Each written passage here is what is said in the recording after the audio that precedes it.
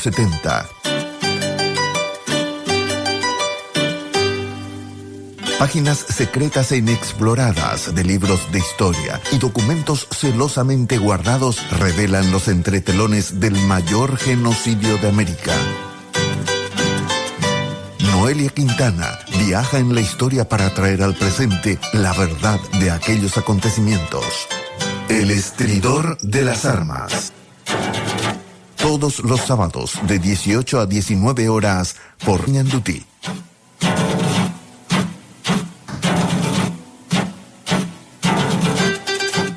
Muy buenas tardes a todos. ¿Qué tal? ¿Cómo están? Bienvenidos al Estridor de las Armas, este espacio de historia de la 1020 AM Radio Ñandutí. Muy buenas tardes a todos los que están escuchando el programa, los que siguen por el canal 17 de Tigo Star. Bueno, hoy tenemos realmente un tema muy importante para desarrollar. Bueno, son varios temas en uno. Y justamente tengo un invitado muy especial a quien voy a presentar en breves minutos. Ya es un invitado de la casa del Estridor de las Armas, ¿verdad?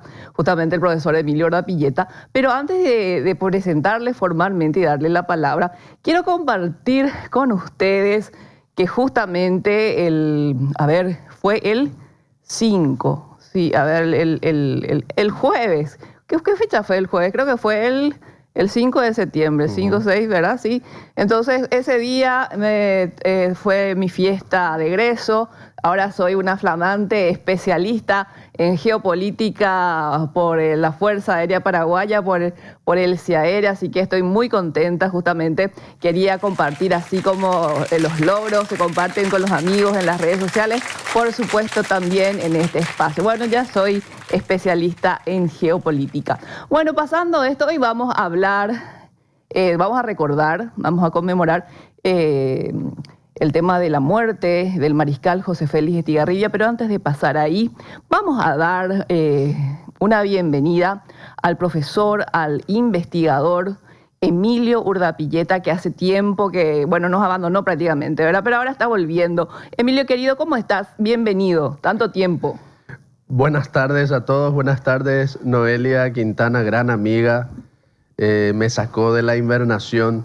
Hola. Estaba yo en la cueva. Sí, salga ya, le tiró unas piedras y bueno, me estiró así con un piolín, me estiró. Y aquí estamos para hablar de historia, que nos gusta tanto hacerlo, para tratar de revisar los hechos históricos, no solo leer la historia desde las versiones oficiales u oficiosas que se impusieron, sino tratar de revisarla, que es lo que nosotros hacemos. No nos quedamos no nos quedamos en el molde que algunos quieren imponer a la historiografía paraguaya. Y justamente por ese motivo, como Noelia me dijo, vamos a tocar un tema interesante hoy, pues bien. Ahí estamos con el flyer de Emilio, ¿verdad? Vamos a tocar el tema del Panteón de los Héroes, Emilio.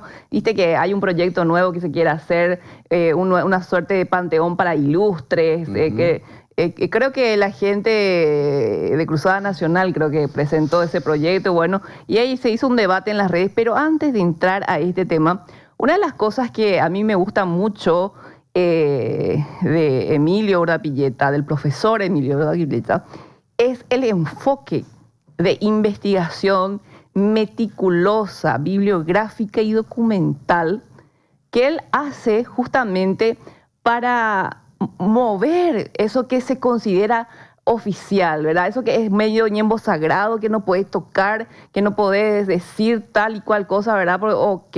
¿Verdad? Pero yo creo que el paraguayo tiene derecho a conocer su verdad, por más difícil o por más dura que sea. Quiero empezar a hablar del mariscal Estigarribia, si podemos poner gente ahí de televisión. Por favor, ustedes siempre me ayudan con esas imágenes. Bueno, quiero enviar saludos a Rodrigo, al doctor Fernando Camacho, que me están escribiendo justamente.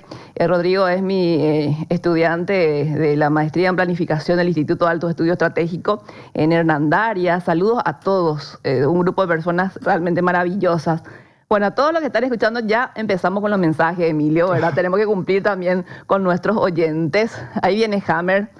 Nos está gran amigo saludando James, también el gran general amigo. Julio César Cardoso. Le enviamos saludos a Julio César y a su distinguida Un señora. abrazo. Que, vos sabés que un grupo de abogadas nos escucha, Emilio, nos está escuchando, ¿verdad? Excelente. Bueno, Siempre necesitamos abogados. así mira. Atención Siempre a señora necesitamos- abogada, por favor, en mi caso Estamos por lo acá. menos. Por amor a la patria les pedimos que trabajen Por nosotros y nos por defiendan. nosotros. Sí. Y- Así mismo, ¿verdad?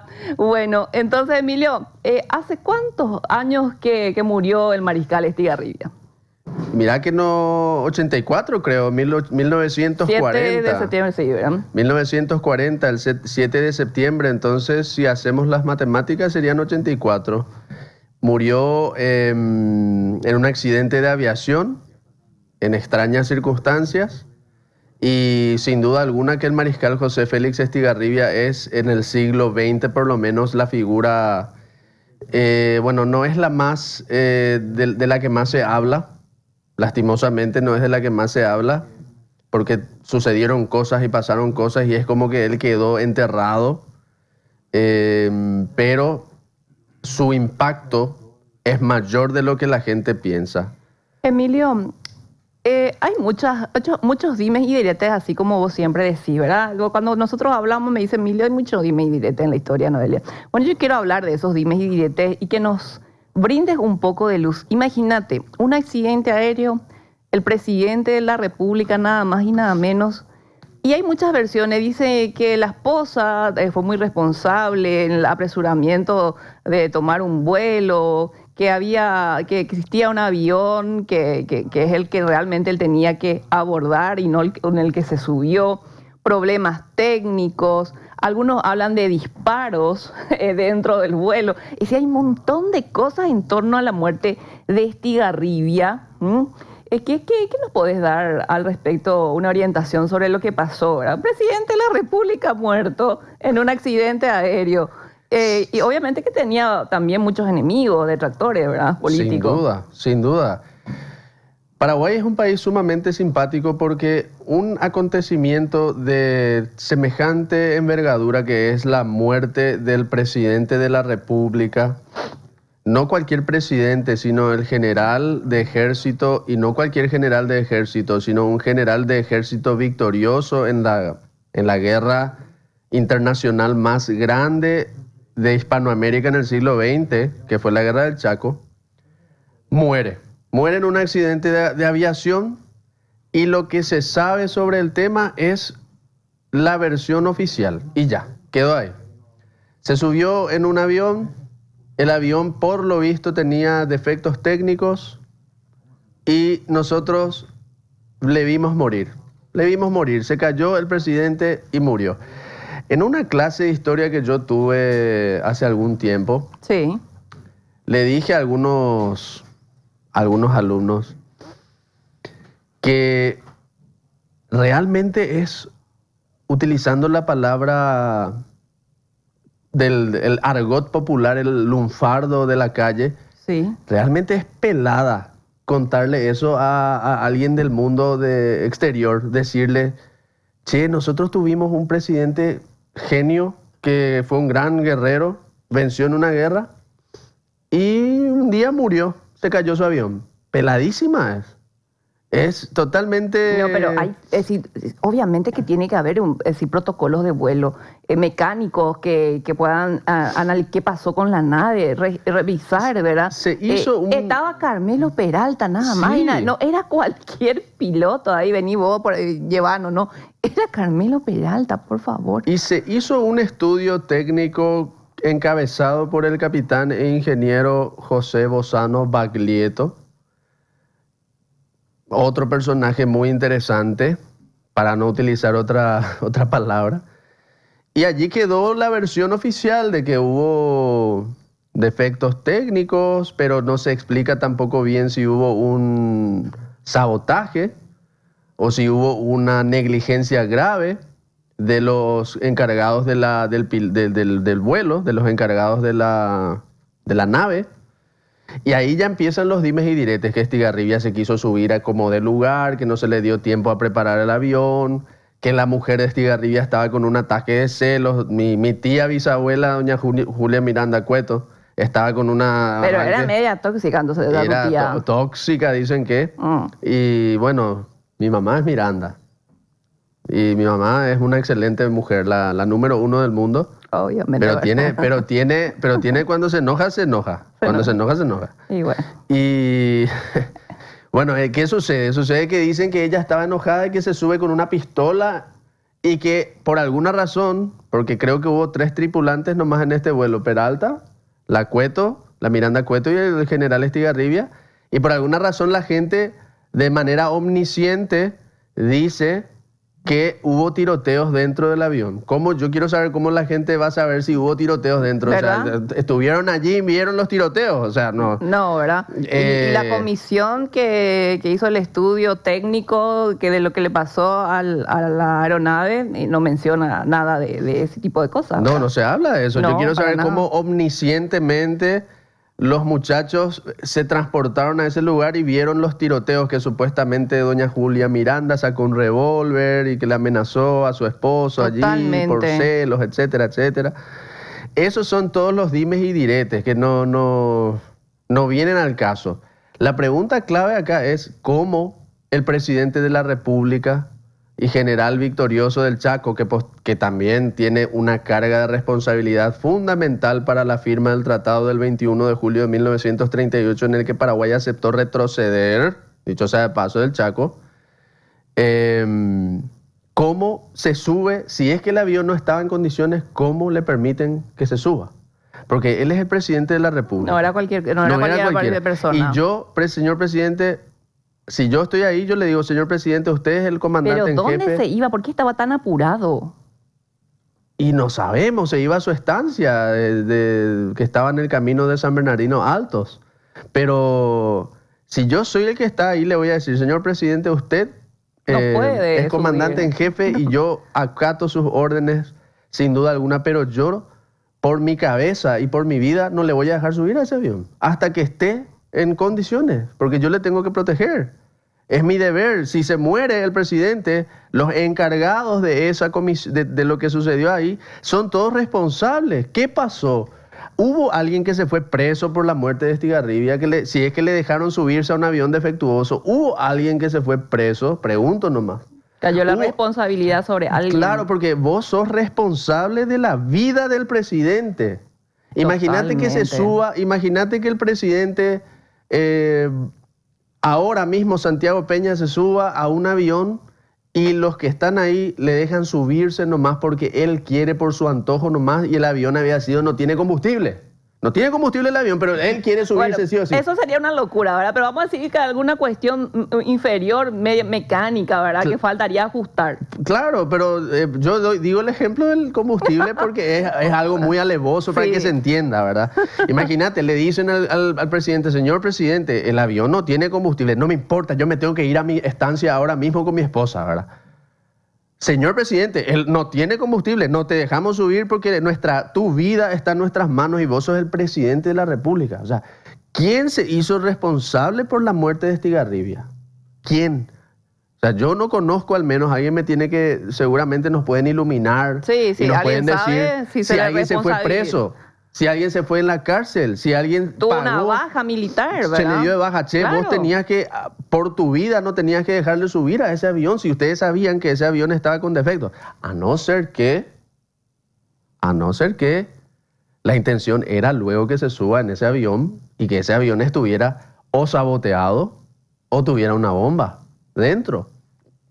Entonces, nosotros tenemos que estudiar y tenemos que preguntarnos. Nosotros tenemos que hacernos las preguntas. Yo no estoy diciendo le pusieron una bomba, ni estoy diciendo ni afirmando sabotearon. No estoy afirmando, estoy preguntando y conjeturando, porque no puede ser que se quede así en el Opareí. No puede ser, y se quedó en el Opareí. Deberíamos investigar sobre eso. Se tiene que investigar y quizás allí descubrimos que habían personas que querían la muerte de Estigarribia. Y te pregunto, Noelia, si vos sos una enemiga del Paraguay, ¿no querrías la muerte de Estigarribia? un tipo con el ascendente que tenía, un tipo que venía de con los vencer, laureles y con las los laureles, victorias, ¿verdad? con sus defectos y errores también, pero que venía Como cualquier ser humano. como cualquier ¿verdad? ser humano, pero que venía con todo ese prestigio y que venía con todo ese bagaje. Pero ¿cuánto tiempo él estuvo en la presidencia? ¿Menos un año? Un año Un año y prácticamente. algo, ¿verdad? Un año Y bueno, prácticamente. imagínate los enemigos políticos que ya tenía, ¿verdad? Sin duda, y aquí la pregunta que también hay que hacer, la cuestión que a la gente hay que decirle es la siguiente. Estigarribia es el que junto a Alejandro Marín Iglesias y Cecilio Báez y otros personajes de la época se convierte en el primer de facto dictador militar del Paraguay, porque se fabricó la Constitución de 1940 precisamente con amplios poderes dictatoriales para José Félix Estigarribia. Y Estigarribia muere en ese contexto, en esas circunstancias. Justo Prieto también, si mal no recuerdo. Alejandro Marín Iglesias, todos estos señores que le hacen una constitución a medida en una época en la que Paraguay, en la que estaba el mundo en el contexto de la Segunda Guerra Mundial. Y que en Paraguay había una gran simpatía, había en el Paraguay una gran simpatía hacia las potencias del eje, hacia las potencias de Alemania e Italia, especialmente Italia. Berlín, Roma, Tokio. El eje Berlín-Roma, especialmente Tokio, no tanto, pero sí, digo en Paraguay, pero Berlín y Roma había gran simpatía. Es más, por ejemplo, el capitán José Bozano formaba parte de un comité llamado el Comité Pro Italia Fascista, el capitán Bozano, y teníamos varios personajes del ejército que eran abiertamente pro Italia o pro Alemania o pro España, la España de Franco, de Francisco Franco, el general Franco. Y acá tenemos la influencia de una embajada que ya desde la época, vos sabés mejor que nadie, desde la época de los López, una embajada que es de un país del norte, ¿por qué no decirlo? La embajada estadounidense metiendo mano, conspirando en contra de la República del Paraguay desde tiempos inmemoriales, y una embajada que tuvo enorme influencia para el resultado final de la Guerra del Chaco. Me refiero a la embajada de Estados Unidos y a su representante, el Yankee Spruill Braden, que fue el que entró con toda la fuerza para anular el triunfo paraguayo en la diplomacia. Y fue el Yankee Braden el que convenció a Estigarribia de que firme el tratado del 21 de julio de 1938 y el tratado secreto del 9 de julio de 1938 en el que Paraguay cedió territorio a Bolivia. Entonces, a mí se me ocurre nomás que tranquilamente Estados Unidos podría estar detrás de esto. Bueno, se me ocurre que Estados Unidos... Sería como una suerte una de conjetura. una línea de investigación que se podría seguir para llegar a algo. Una conjetura. Imagínate que él se subió en un potés de la guerra del Chaco, no viejito, ¿verdad? En un potés viejo, ¿verdad? Sí. Y supuestamente tuvo las alas, la hélice sí. se rompió las alas, ¿verdad? Es decir, estamos hablando de un potés de la guerra del Chaco, ¿verdad? No decimos que no pudo haber sido realmente un accidente y nada más. Se rompió las alas, se rompió la hélice, por lo menos eso es lo que esa comisión que vos acabaste de explicar, ¿verdad? Justamente liderada por Bozano, es lo que le explicó a la gente, ¿verdad? No decimos que no pudo, que no fue, no estamos, yo al menos no afirmo que está equivocada la comisión, que fue, no estamos diciendo que no pudo haber sido un accidente, sino que no puede ser porque hasta ahí nomás llegó el tema y que no se investigó con más profundidad y que no se pudo revisar todos los papeles y todas las cuestiones habidas y por haber en la República del Paraguay para saber si es que realmente fue solo un accidente o ese accidente, como diría el padrino Vito Corleone en la famosa novela de Mario Puzo, digo bien, que parezca un accidente. Ay, por Dios. Make it look like an accident. Que parezca un accidente. Bueno, te cuento una cosa, Emilio, de un dato que nos están brindando. Quiero enviar un especial saludo al capitán de navío en situación de retiro, Francisco Velázquez Gastó, que nos está diciendo que... un abrazo para él, que él presentó nuestro libro, ¿verdad? Justamente, que en el archivo del Tribunal Militar está el expediente completo de todas las investigaciones y documentos originales de la muerte del mariscal Estigarribia, así que vamos a solicitar una copia urgentemente, ya nomás. En su momento yo habré leído algo. Bueno, sí, pero yo quiero leer todo en su totalidad, así que me parece un dato bastante interesante. Gracias, querido capitán, por eso. Bueno, así es, ¿verdad? Make it look like an accident. Y podemos especular muchas cosas, pero dentro de todo lo que no se puede especular son los hechos concretos. Estigarribia, que murió el presidente de la República. Murió el presidente de la República. Nada más y nada menos. No murió un cualquiera. Murió el jefe victorioso de la guerra del Chaco. Imagínate qué pérdida, ¿verdad? Y nosotros no sabemos si alguien se fue preso, si alguien fue responsable de esto. Si se tapó a los responsables de esto, ¿verdad? Porque supuestamente todo está perdonado porque él dijo, no, el trayecto va a ser muy breve, vamos a seguir. Metámosle, ¿verdad? Claro, y que con eso ya están todos disculpados, ¿verdad? Todo disculpado. No es tanto así, ¿verdad? No puede jamás ser así, de hecho. Bueno. Imagínate que en Estados Unidos se muera el presidente en un accidente de aviación. Pero en Guantánamo van a irse a ser torturados los encargados. Y ponerle todos estos problemas técnicos, ¿verdad? Que se rompió la hélice, que el cigüeñal estaba debilitado, que el tema de las alas, pero si estaba todo así. ¿Cómo le dejaron subirse? Como un poté de la guerra del Chaco, ¿cómo le dejaron subirse? Ese fue el problema. Claro, y ahí está el punto. Entonces, eso es lo que abre de repente a este tipo de todo lo que se pueda decir sobre la muerte de Estigarribia. Así que, bueno, nos comprometemos a hacer una investigación. Hay que hacer la investigación. Nosotros no nos podemos quedar con la versión de 1940. Ya, en 1940 dijeron esto. Bueno, está.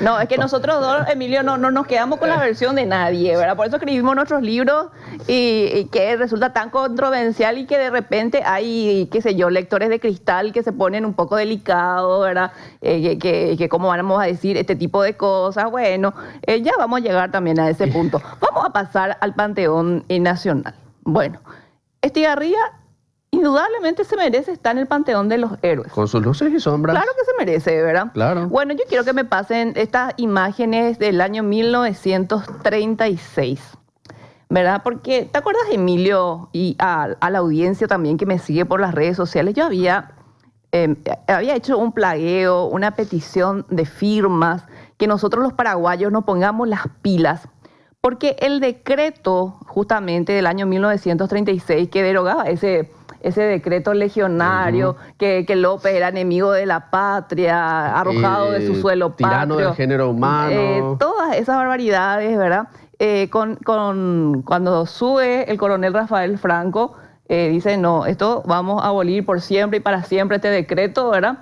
Que no fue el primero, ojo, ya eso se intentó hacer y se empezó a hacer en tiempos de Eligio Ayala, ya en la Cámara de Diputados, en tiempos de Eligio Ayala, en 1927, si mal no recuerdo, decretó la anulación de esos decretos, valga la redundancia, y en la Cámara de Senadores no se trató el tema, puesto que los senadores dijeron que nosotros no discutimos asuntos históricos, que es forma simpática de lavarse las manos, puesto que en 1870 se encargaron de imponer por decreto que el mariscal López era un criminal y enemigo del género humano, y en 1927 se lavaron las manos. De todas formas, digamos que por sanción ficta, lo que la Cámara de Diputados hizo aprobar, de facto se aprobó, terminó siendo la ley, y en tiempos de Eligio Ayala se levantó esa sanción.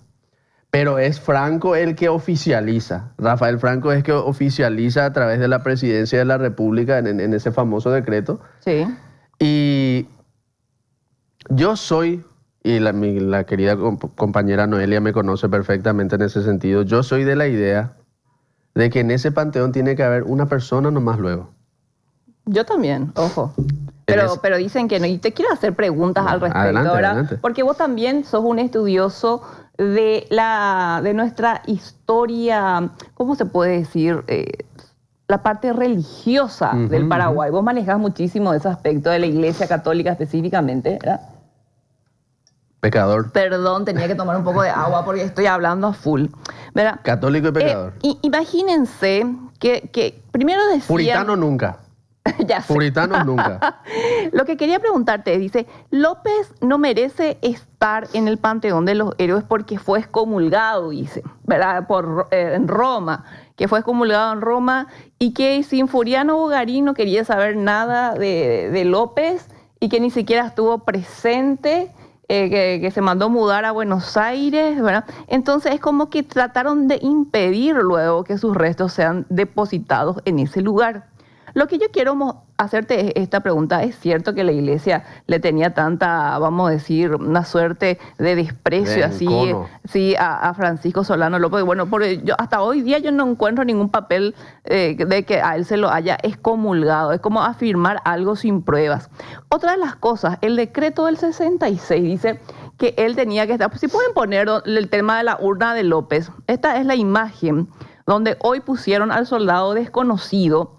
¿Para qué le ponen a ningún soldado desconocido le ahí? Sacan al mariscal López del lugar ahí el mariscal elevado López no tiene que estar. y central. Ahí está. Ese es el lugar principal, y abajo tienen que estar rodeándole en una altura menor, porque es el héroe máximo de la patria. Tiene que estar los demás, ¿verdad? Pero ¿qué hicieron hoy? Le sacaron de ese lugar, porque supuestamente interpretaron que el centro puede ser ese redondito nomás en cualquier parte, ¿verdad? Le sacan de ese lugar, le ponen en alto a un soldado desconocido y le bajan y le ponen en un costadito lo más oculto posible al mariscal Francisco Solano López.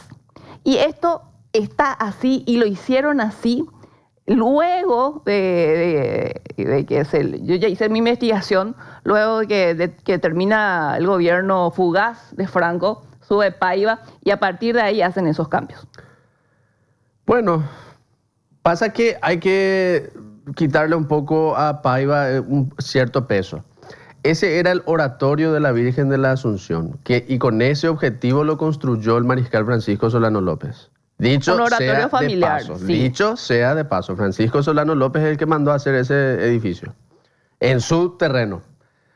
Y entonces, que Paiva le quiera dar cierto realce al hecho de que ese era el oratorio de la Virgen de la Asunción, perfecto, no hay ningún problema. La Virgen de la Asunción es la gloriosa fundadora de nuestra gran nación.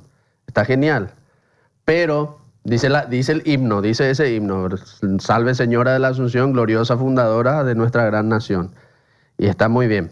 Ahora, la cuestión es la siguiente: ¿fue López o no excomulgado? Que ese era uno de los supuestos motivos para ponerlo o no ponerlo allí. Es un tema sumamente complejo, porque la Iglesia Católica maneja el asunto de la excomunión con mucho criterio. Porque un jefe de Estado toma decisiones difíciles. Un jefe de Estado toma decisiones difíciles a lo largo de su gobierno, y el romano pontífice comprende que los jefes de Estado pueden hacer cosas que a la luz de los simples mortales son difíciles de explicar, y que pueden parecer a simple vista contradictorios con la sana doctrina católica. Pero tampoco es necesario, digámoslo de esta forma, para los simples mortales que Roma te excomulgue. Por ejemplo, Noelia hizo algo que está totalmente fuera del derecho canónico, totalmente fuera de la ley romana, de la ley de la Iglesia Católica, digo. No hace falta que el Papa ni que el obispo te excomulgue. Vos ya estás, como se dice en la ley de la Iglesia, late sentencia, ya estás excomulgada. Sin que haya una sentencia oficialmente proclamada, vos te autoexcomulgaste. Por ejemplo, una mujer se va y se practica un aborto y es católica. Está excomulgada sin necesidad de que el obispo escriba: esta mujer está excomulgada. No hace falta. Ahora, en el caso de un jefe de Estado como Francisco Solano López, él era jefe de Estado, presidente de la República, y en contexto de guerra. Entonces, en ese caso, solamente el Papa le puede excomulgar. Y el Papa tiene que declarar su excomunión. La excomunión tiene que ser declarada, es decir, tiene que estar el documento, porque él era jefe de Estado. No puede alguien venir y rumorear nomás eso. Y el mismo derecho canónico dice: en el caso de un jefe de Estado, solamente el romano pontífice le puede excomulgar, y la excomunión tiene que ser declarada, es decir, tiene que estar escrita. No puede ser late sentencia, no puede ser sin sentencia. Entonces aquí vamos con el tema de la investigación. Se fueron varios paraguayos a buscar el documento de la excomunión. Si es que existe la declaración de varios excomunión. Embajadores inclusive. Embajadores se fueron a buscar. Sí. Se fue Efraín Cardoso, se fue Oleari, se fueron varios a buscar en Roma el documento y la respuesta fue siempre la misma. No hay documento de excomunión de Francisco Solano López Carrillo. No hay. Si hubo o no hubo ya no sabemos. Si quemaron, hicieron desaparecer, no sabemos. Pero no hay, no se encontró. Y te aseguro, Noelia y audiencia, que de haber existido dicho documento ya hubieran empapelado el país. Totalmente. Ya hubieran empapelado el Paraguay de haber existido el documento de excomunión. No hay documento. Los papeles del terreno se hubiesen quedado así. Ya, de que hubo gente excomulgada, la hubo. Porque el padre Fidel Maíz, por ejemplo, sí fue excomulgado por el vicario apostólico Fidelis Dávola. Le excomulgó el italiano al servicio de Brasil, Fidelis Dávola, a Fidel Maíz. Y Fidel Maíz se fue con José del Rosario Miranda, pariente mío también, por cierto, a Roma. Y él se reúne con la gente allí en Roma. Y le cuenta la verdad. El Papa le cuenta la verdad a los emisarios y el Papa le levanta las excomuniones a él y a todos los paraguayos que hubieran tenido alguna excomunión. No sabemos si ahí estaba ya incluido Francisco Solano López, pero le levanta por lo menos a Fidel Maíz y a todos los del séquito de Fidel Maíz. Emilio, audiencia, me van a querer cortar la cabeza, pero tenemos que ir, ¿verdad?, a una breve pausa y enseguida volvemos con este ¿Hubo tema. excomunión? No hay documento que lo pruebe. Y el mariscal López, como jefe de Estado, solamente el Papa debía declarar, es decir, dejar por escrita su excomunión. Perfecto. Vamos a una pausa y enseguida volvemos con este tema que es realmente muy apasionante e interesante y debatido. El estridor de las armas. Que escuches todas las versiones es nuestro trabajo.